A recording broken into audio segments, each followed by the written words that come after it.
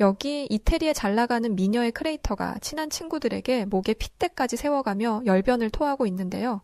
그 모습을 보던 한 중년 남성이 한국과 중국을 언급하며 이태리 미녀들을 당황하게 만들고 맙니다. 과연 이 미녀 크리에이터에게는 무슨 일이 있던 걸까요? 안녕하세요. 저는 이태리에서 전시회 크리에이터로 근무하고 있는 아밀레 알레나라고 합니다. 저는 평소에 항상 새로운 문화를 경험하고 직접 체험하는 걸 좋아하는 성격을 가지고 있어요. 그래서 어떤 기회라도 우연하게 제 시선을 사로잡는 뭔가를 보게 되면 그걸 직접 보고 체험해보고 싶어서 혼자서 해외를 자주 다니는 편인데, 해외여행을 하면서도 단지 보기만 하고 추억 쌓는 정도로만 끝내는 게 아니라 여행 간 다른 나라의 생활 문화와 다른 언어들, 그리고 다른 생각을 가진 해당 국가 사람들을 만나 대화도 하고 교류하는 걸 즐기는 활동적인 성격을 가지고 있어요. 그래서 제 휴대폰에는 해외 각국의 외국인 친구들이 상당히 많이 있죠. 하지만 세계에 많은 친구들을 등록해두고 있지만 이 나라 사람들만큼은 절대 친구로 등록하고 있지 않는데요. 그 나라가 어디냐면 바로 중국입니다. 4개월 전에 저는 중국의 명물이라고 불리는 팬더를 보기 위해서 갔던 적이 있는데요. 목적이 있어 가는 거지만 여행을 가는 그 나라의 사람들과 친분도 쌓는 걸 좋아해서 당연히 홈스테이 숙소를 찾아 현지 중국 사람들과 함께 머물 수 있는 곳으로 갔었는데, 이런 제 생각으로 인해 겪지 말아야 할 일들을 체험하게 되는 어리석은 일들을 자초하고 말게 되었어요. 제가 태어나서 정말 많은 해외 각국을 다니면서 다양한 여러 나라 사람들을 만나봤지만 왜 중국인들이 해외 여러 국가들에게 미움을 받는 건지 정말 온몸으로 느끼고 올 수 있었어요.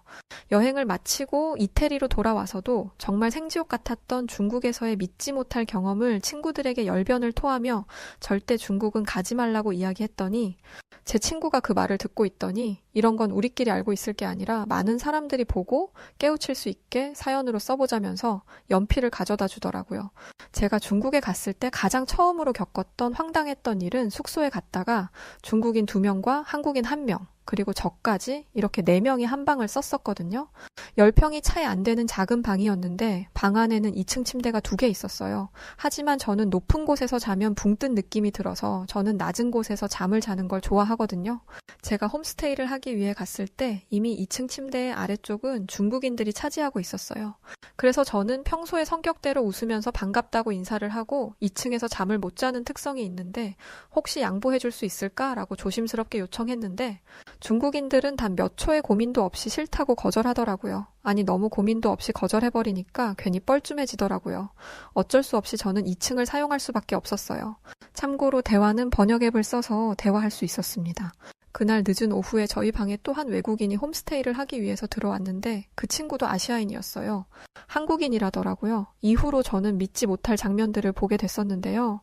새로 들어온 그 친구가 자신을 한국인이라고 소개를 하자마자 중국인이었던 그 2명이 서로 뭐라고 막 대화를 하기 시작하더니 새로운 한국인에게 손가락질을 하면서 뭐라고 막 하더라고요. 그러더니 자신들의 짐을 온 바닥에 펼쳐놓기 시작하면서 얼른 한국인 보고는 2층으로 올라가라고 했었고, 방바닥에 짐을 모두 풀어놓은 중국인 2명은 침대에서 방문으로 나가는 길만 놔두고는 자신들이 1층 침대를 사용하니까 아래쪽은 자신들 거라면서 우리 보고는 2층 높은 곳은 다 사용하라고 하더라고요. 아니, 2층에 침대 외에는 발을 디딜 수가 없는데 어디를 사용하라는지 말이죠.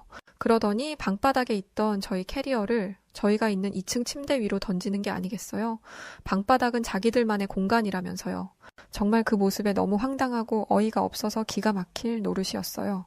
하지만 중국인들은 2명이라 혼자서 어찌할 수 없는 터라 저는 안 그래도 좁은 침대 발밑에 캐리어를 두어야 했었는데요. 그때였어요. 새로운 한국인 친구가 바닥에 널브러져 있는 중국인들의 짐들을 발로 툭툭 밀더니 방 모퉁이로 모두 몰아버리는 게 아니겠어요? 그러더니 이 공간은 방 안에 있는 4명이 동등하게 사용할 수 있는 공간이라면서 말도 안 되는 소리를 하면 참지 않겠다고 하더라고요. 그 말에 중국인 친구들은 그런 한국인 친구의 강한 모습에 순간적으로 쫄았는지 주춤했었는데요. 하지만 이내 한 중국인이 그 한국인 친구의 어깨를 툭 하고 밀면서 엄청 큰 목소리로 중국말을 하면서 시비를 걸더라고요. 그런데 순간적으로 무슨 일이 벌어진 건지 한국인 친구의 어깨를 쳤던 중국인이 방바닥에 쓰러져 있었는데 어찌나 빨랐는지 어떻게 그 중국인 친구가 바닥에 쓰러지게 된 건지도 모르겠더라고요. 그날 이후의 방안은 중국인 친구들의 억지는 사라졌었는데 중국인들의 행동이나 습관들을 한방에서 지내며 겪으면서 정말 저렇게까지 이기적일 수가 있을까 싶을 정도였는데요. 화장실에서 대변을 보고 나오면 물을 내리고 뒷정리를 깔끔하게 해줘야 하는데 뒷사람이 있던 말던 대변 보고 물을 안 내리는 경우가 다반사고, 양치를 하고 입을 헹궜으면 세면대를 정리해줘야 하는데 입을 헹구고 뱉은 침들이 세면대에 그냥 범벅이 되기도 하고, 정말 중국인들이 해외 많은 사람들에게 저렇게 자기중심적인 의식이 미움을 받을 수밖에 없게 하는구나 싶었어요. 그런데 그런 걸 한국인 친구가 보게 되면 한국인 친구는 그냥 놔두지 않더라고요. 중국인 친구들에게 다가가서 용변을 보고 물을 내리고 뒷정리는 반드시 해야 하는 거라면서 훈계를 하고, 세면대도 썼으면 물론 주변 정리를 하는 게 기본이라면서 따끔하게 혼내줬었는데, 그 한국인 친구가 없었다면 저는 정말 그 공간에서 단 하루도 버티지 못하고 그냥 나오지 않았을까 싶어요. 좀 알아보니 중국인들은 이 자기중심적인 사고방식이 그냥 중국인들의 국민성으로 봐야 한다고 하더라고요. 천하의 중심을 의미한다고 하는 중국은 지리상의 중심점이 아니라 정신적인 중심으로 생각하고 있고, 쉽게 말하면 중국이 세계의 중심이고 문화의 중심이라는 강한 망상 같은 게 있다고 하더라고요. 이 정신적인 중심의식으로 나온 것이 바로 중화문명 지상주의라고 하더라고요. 한 번은 이런 적도 있었어요. 중국에 있는 한 뷔페 식당을 가게 된 적이 있었는데요. 사람이 어찌나 많은지 식당에 들어가서 음식을 먹으려고 접시를 들고 나갔는데 정말 입맛을 뚝 떨어지게 하는 중국의 뷔페 식당의 모습에 충격받을 수밖에 없었어요. 보통 뷔페라고 하면 사람들이 접시를 들고 줄을 서서 본인이 먹을 만큼 음식을 집게로 들어 조금씩 담아가는 게 일반적인 모습이잖아요. 근데 제가 갔던 중국 뷔페 식당은 집게는 고사하고 손으로 음식들을 마구 퍼담기 시작했었는데요. 줄이 어딨어요. 서로 음식을 담겠다고 음식 쪽으로 사람들이 밀고 들어가는데 정말 너무 황당해서 이 틈바구니에서 내가 지금 뭘 하는 건지 모르겠더라고요. 그런데 제 뒤에 있던 한 중국인이 나 때문에 음식을 못 담고 있지 않냐면서 비키라고 소리를 치는 게 아니겠어요? 제 얼굴 옆으로는 중국인들이 음식을 쟁취하겠다고 뻗은 손들이 수없이 왔다 갔다 하고 있었고 정말 아비규환이 따로 없었습니다.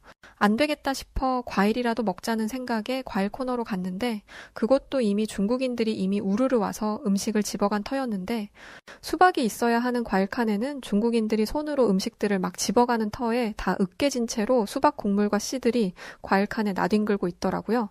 결국 저는 아무것도 먹지 못했고 너무 화가 나서 카운터에 가서 상황을 설명하고 환불을 요구했는데요. 카운터 직원은 그런 저의 말에 무슨 말도 안 되는 소리를 하냐면서 당장 꺼지라고 하더라고요. 그러더니 다른 직원들에게 큰 소리로 절 손가락질하면서 뭐라고 막 하는데, 한둘 카운터 쪽으로 직원들이 다가오니까 순간적으로 무서워서 그냥 도망치듯 뷔페를 빠져나왔었어요. 숙소에 돌아가서 한국인 친구에게 이런 이야기를 했었는데요. 한국인 친구는 웃으면서 고생했다고 하더니 중국 문화가 처음 온 외국인들에게는 견디기 힘들 거라면서 마침 옥상에 가서 자신은 음식을 해먹으려고 했는데 함께 가서 먹자고 하더라고요. 한국인 친구는 옥상에 올라가 한국에서 가져왔던 음식들을 꺼내더니 뭔가 만들었었는데 바로 떡볶이였어요. 떡볶이와 오뎅국, 그리고 한국에서 가져왔다는 김치를 잘게 썰더니 밥을 그대로 볶아 만들었던 김치 볶음밥까지 한국인 친구와 함께 옥상에서 그 음식들을 먹는데 진짜 너무 맛있어서 놀랄 정도였죠. 제가 한국인 친구에게 어떻게 중국에 오게 된 거냐고 물었는데 중국에서 사업을 해보기 위해서 시장 조사 중이라고 하더라고요. 제가 아니 이렇게 자기중심적이고 정돈되지 않은 이런 나라에서 무슨 사업을 하려고 하는 거냐고 물었더니 한국인 친구는 자신도 중국인들의 그 자기중심적인 태도와 책임을 전가하는 습성을 가진 중국인들이 정말 싫기는 하지만 13억 명이라는 엄청난 인구 탓에 그런 중국인들을 대상으로 어떤 것이든 장사를 할 수 있는 여건을 만들어 수출할 수 있게 된다면 분명 자신의 삶에도 도움이 될 거고 나아가 국가에게도 중국인들 주머니에서 돈을 내게 하는 일이니 도움이 될 거라는 정말 멋진 비전에 대해서 설명해 주었었습니다. 한국인 친구 말대로 중국은 자기중심적인 것 외에도 책임을 전가하는 것에도 일가견이 있었는데요. 나쁜 건 전부 남이고 반대로 성과가 있는 건 모두 자기 때문이라고 생각하는 책임 전가와 독선의식이 중화사상의 뼈대라고 불러도 틀리지 않았어요. 하루는 중국에 있는 팬더를 보기 위해서 동물원에 갔었는데 그곳에서 우연히 저희 나라 이태리 사람을 만날 수 있었습니다. 그분은 각국의 역사를 조사해 기록하는 블로거 분이셨었어요. 중국은 팬더라는 동물을 이용해서 외교를 펼치고 있는데 그 실체를 보기 위해서 이태리에서 왔다더라고요. 그러면서 중국은 판다를 늘리기 위해서 번식에 엄청 애쓰고 있는데 갓 태어난 판다를 사람처럼 인큐베이터에서 키운다더라고요. 지난 20세기 때 장제스의 국민당 정권이 미국에 판다를 선물한 걸 계기로 다른 나라와 우위를 다지기 위해서 판다를 각국으로 보내서 활용했다고 했었고, 북한이란 나라에도 정말 많은 판다들을 보내서 북한을 사로잡았다고 했어요. 심지어 지난 카타르 월드컵 때도 중국은 형편없는 축구 실력으로 본선에도 들지 못하고 조기 탈락했는데, 그럼에도 카타르에 판다 전시관을 최초로 만들어서 홍보를 하기도 했었다고 했는데요. 이런 판다 외교는 지금도 논란이 많고 이제는 외교를 넘어 판다 대여 사업까지 한다고 했었어요. 그렇다 보니 판다라는 희귀종 동물을 이용해 거액의 돈이 오고 가니까 결국 동물로 장사 속이 아니냐는 시선도 많다더라고요. 제가 정말 많은 국가들을 다녀봤지만 정말 매일이 어쩌면 이렇게 드라마틱할 수 있는 건지 알다가도 모를 중국이었어요. 관광을 마치고 숙소로 갔을 때 한국인 친구는 짐을 싸고 있었는데요. 그 모습에 어디 가는 거냐고 물었더니 자신은 이제 한국으로 돌아가야 한다면서 오늘 밤 비행기로 떠난다고 하더라고요. 한국인 친구의 그 말에 심장이 철렁 내려앉더니 나도 여길 떠나야 하는 게 아닐까 하는 불안감이 스물스물 들었어요. 왜냐하면 한국인 친구가 짐을 싸고 있는 모습에 함께 있던 중국인 친구가 쳐다보면서 알 수 없는 미소를 지으며 절 보고 웃고 있었거든요. 그 모습이 어찌나 소름이 끼치던지 저는 그렇게 짐을 싸고 있는 한국인 친구의 손을 붙잡고 나도 한국에 같이 가면 안 되겠냐고 했었는데요. 한국인 친구는 제 얼굴을 보더니 제가 무슨 마음 때문에 자신에게 이런 제안을 하는지 알겠는지 웃으면서 그러자고 하더라고요. 너무 기뻐서 저는 중국인 친구를 한번 슬쩍 보고 한국으로 가기 위해서 짐을 챙겼습니다. 중국에 지내면서 함께 한방을 지냈던 한국인 친구에게 저도 모르게 많은 의지를 하고 있었던 것 같아요. 사실 한국인 친구 덕에 든든했었죠. 그렇게 짐을 챙기면서 한국으로 가는 비행기 안에서 음악을 들으려고 캐리어에 있던 블루투스 이어폰을 찾았는데 웬일인지 이어폰이 보이지 않는 거예요. 분명 캐리어에서 꺼낸 적이 없는데 아무리 찾아도 보이지 않아서 한국인 친구에게 혹시 내 에어팟을 본 적 있냐고 물어봤었는데요. 한국인 친구는 자신은 남의 것에 관심이 없기도 하고 그래서 에어팟을 본 적이 없다고 말하더라고요. 중국인 친구를 슬쩍 보니까 자신도 본 적 없다는 액션을 취하고 있었고요. 그때 외출을 나갔던 또 다른 중국인 친구가 방 안으로 들어왔는데 아니 글쎄 귀에 제 이어폰을 꼽고 있는 게 아니겠어요? 그래서 제가 그거 혹시 내 것이 아니냐고 물었더니 무슨 소리냐면서 자기 거라고 말하더라고요. 그러면서 자신의 이름이 이어폰 케이스에 적혀 있다고 보여줬었는데 볼펜으로 케이스에 긁어서 적혀 있는 중국 이름을 볼 수 있었어요. 하지만 그걸 보고 저는 제 것이 맞다는 확신을 했었어요. 중국인 친구 이름이 적혔는데 어떻게 그게 내 것이라고 확신했냐고요? 제 이어폰 케이스에는 불에 그을려 아래쪽이 녹아 형태가 일그러진 곳이 있었는데 똑같이 불에 그을려 일그러진 케이스였었기 때문이었죠. 그래서 자초지종을 중국인 친구에게 설명하고 다시 돌려달라고 했더니 중국인 친구는 없는 말 지어내지 말라며 소리를 치더니 저를 때리려는 게 아니겠어요? 그때 한국인 친구가 중국인 친구의 손목을 잡고는 그대로 뒤로 밀어버렸고 귀에서 이어폰을 빼더니 저에게 찾아 돌려줬었어요. 한국인 친구가 뺏어준 이어폰과 이어폰 케이스가 제 손 위에 올려져 있었는데 이어폰은 중국인 친구 걸로 보이는 귓밥이 묻어 있었고 케이스는 볼펜으로 중국 이름을 적는다고 다 그어놔서 형편없는 모습이 되어 있었죠. 그래서 저는 다시 그 이어폰을 중국인 친구에게 난 필요 없을 것 같다고 하고는 가지라고 주고 숙소를 떠났습니다. 제가 없을 때 제 캐리어를 중국인 친구들이 뒤졌다는 건데 숙소를 나오면서도 너무 기분이 나쁘더라고요. 한국은 딱 한 번 다녀왔던 적이 있었는데요. 그때 한국에서의 기억이 너무 좋았던 터여서 다시 한국을 가게 되니까 기분 좋더라고요. 인천에 도착했을 때도 역시나 그때 느꼈던 기분을 다시 한번 느낄 수 있었어요. 엄청나게 크고 웅장한 모습과 타 국가들의 공항과는 비교도 되지 않을 만큼 우수했던 첨단 시스템들, 무엇보다 타인에게 무한한 친절을 베풀고 배려하는 한국인들의 시민의식까지 뭐 하나 빠지는 게 없는 한국의 모습 그대로였습니다. 이번 여행을 통해서 저는 중국인들은 절대 친구로 둘 수가 없겠다는 생각을 정말 뼈저리게 체험하게 되었었고 그때 여행의 가장 큰 수확은 중국에 갔을 때 만났던 한국인 친구를 사귈 수 있었다는 거였어요. 제가 중국과 한국을 갔다가 이태리에 돌아간 뒤에 친구 집에 놀러 가서 제가 중국에서 있었던 이야기들을 목청 높여 이야기해주고 있었는데요. 친구 아버지가 저희 대화에 갑자기 끼어드시더니 중국에 대해서 장황한 이야기를 해주시더라고요. 친구 아버지는 대만에 오래 오랜 시간 일 때문에 지낸 적이 있었다고 했는데요. 지금 전 세계는 중국인들의 미립국자 문제로 엄청난 신음을 하고 있다는 이야기를 하셨어요. 자신이 있었던 대만은 옛날 2차 대전 이전까지만 해도 열쇠로 문을 잠그고 다니지 않아도 될 만큼 물건을 도둑 맞는 일들이 없었는데 2차 대전이 종료되고 일본인들이 물러난 뒤에 중국 대륙으로부터 약 200만 명의 중국인들이 대만으로 유입되었고 이로 인해 도둑이 없었던 대만은 순식간에 금방 도둑놈의 나라가 돼버렸다고 이야기해 주셨는데요. 도둑이 너무 많아져서 초고층 빌딩의 최상층마저도 열쇠를 굳게 잠그지 않으면 안 되는 수준이라면서 그런 일이 있고 나자 대만인들 중에는 중국 사람들만 보면 도둑이라고 생각하고 자식들에게 조심하라고 충고할 정도라고 하더라고요. 그러면서 서랍에서 옛날 기사가 적힌 신문을 보여주셨는데 그곳에는 정말 충격적인 뉴스가 실려 있었는데요. 1994년 중국의 한 호수에서 대만 관광객 24명을 태웠던 유람선이 호수에서 중국인 강도를 만나서 유람선에 타고 있던 24명 전원을 선실에 가둬놓고 중국 강도들이 불로 태워 죽인 사건을 담은 내용이었어요. 대만에서도 역사적으로 비극적인 사건으로 기록하고 있다고 하더라고요. 한편 중국에서 알게 된 한국인 친구에 대해서도 저는 친구들에게 이야기해줬었는데요. 그 한국인 친구가 아니었다면 아마 그 숙소에서 중국인 2명에게 몰매를 맞았을지 모른다고 했더니 친구 아버지가 대뜸 한국은 아마 그 중국 때문에 되게 억울한 나라가 아닐까라면서 이야기를 꺼내시더라고요. 아니 중국 때문에 한국이 뭐가 억울하다는 거예요? 라고 물어보자 친구 아버지는 아시아 국가에서 공기가 가장 대기질이 좋지 않은 나라가 OECD 국가 중에서 한국이 2위에 오를 정도로 나쁘다고 말하더라고요. 아마 중국의 미세먼지가 수시로 아래로 흐르면서 한국의 대기질이 늘 나빠지고 있는데 이로 인해서 한국인들이 나쁜 공기 속에서 살아야 하니까 억울할 수 있을 거라던 거였어요.